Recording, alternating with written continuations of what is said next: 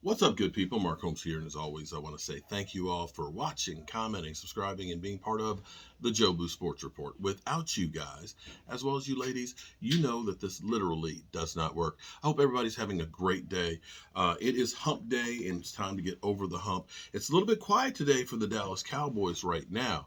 We'll see if they make another big move on anything today or not, but so far, nothing. Actually, it's a good chance to actually catch your breath. I'm back home from working down in the red brick house and been out grocery shopping, getting everything we need to go ahead and start doing keto again. Yes, I'm getting back on keto.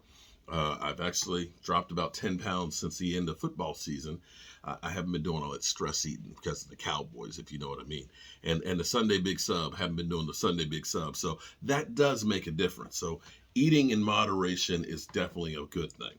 So the thing here is, I don't know if you've heard about this, but Stephen A. Smith is talking about um, his tenure with ESPN. Now, Stephen A. Smith, I believe, is the highest paid individual on ESPN. Of course, you know, him and Skip Bayless created a show that literally launched 1,000 other shows where they became those two guys that were adversarial, as opposed to PTI, where you had Tony Kornheiser and Mike Wilbon, who were friends, debating it. So you took it to another level, and now you got guys like Shady talking about ass that have taken it to an even further level. And here's the thing that's happening across a lot of different platforms and things is a worry about the future as far as the economy goes and as the business dynamics change. ESPN has been the flagship. And I am old enough to remember before there was an ESPN.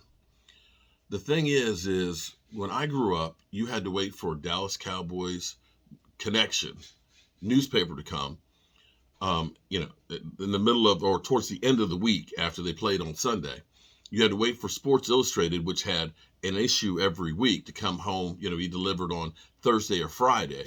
Or you watched the local news broadcast that had literally 5 minutes of sports. That was until George Michael's Sports Machine came through. George Michael's Sports Machine was like groundbreaking.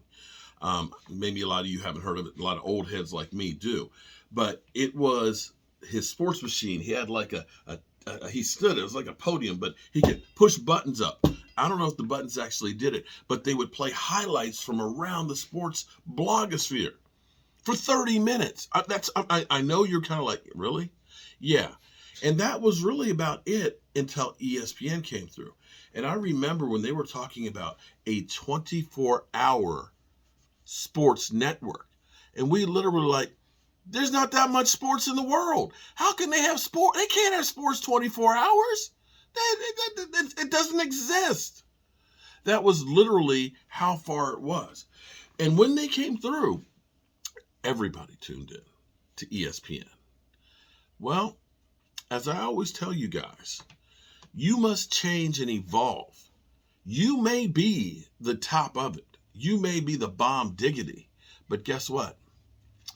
Even the dinosaurs died out. So here's the problem for ESPN. Cable TV is becoming the landline. People are going through and using the apps. Now, ESPN, they've got their own app and things. They're infiltrating YouTube, but they're not getting the traction. Because, see, here's the thing that people don't understand. YouTube is not cable news. It's not cable. It's a different model because it's about connecting you and the tube together. And see, that's where you have almost like the clicks. You have that personal touch and communication with fans and things. And you have more of the a la carte. So you watch me because you're a Cowboy fan or you're an Eagle troll that hates the Cowboys. You get exactly what you want. And if you're not liking it, you can swipe left and go to something else. And there's not just me, there's hundreds of Dallas Cowboys YouTubers that are focused solely on the Dallas Cowboys. ESPN is kind of like that general practitioner. He knows a little bit about everything on your body. But when you have something serious, you got to go to a specialist. And that's what we are. We're the specialist. We're specializing in, at a person-to-person level, the news that you want. And so that's why you see Disney saying, we need to lay off about 5,000 employees. And that includes a lot of people at ESPN, which have been letting people go for years now. They've been downsizing and changing and so forth. They got real big. They grew like crazy. You know, all the different channels that they had and stuff, and because they own the whole market. But it's all changing and evolving. See, this is where, in some regards, it's great. In other regards, it's terrible. It used to be, when you read the newspaper or you saw something on ESPN, it was just the facts coming to you, and you would decide what to believe. It's not that way anymore. Now, they play games with you. They, as Dan Orlovsky would say, you know, we can play with the numbers and say anything that we want. And it's not necessarily about being right as it is to get a reaction. Hence all of the, you know, I can yell louder than you news stories that you get on First Take and so on, and Undisputed. So this is the progression and the direction that sports is going to. So it doesn't matter what you used to do before. If you cannot change and evolve into the next generation, it's time to find a new career. So we'll see if Stephen A. Smith is on the chopping block.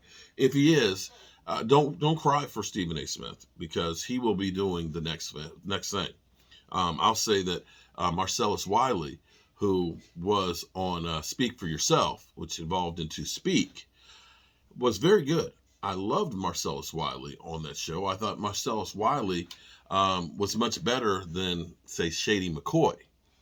But I think that's the problem, is Marcellus Wiley wasn't the yeller that they're working. They're not the hype guy, hype man. You know, back in the day, you know, like Flavor Flav was the, yeah, boy, the hype guy.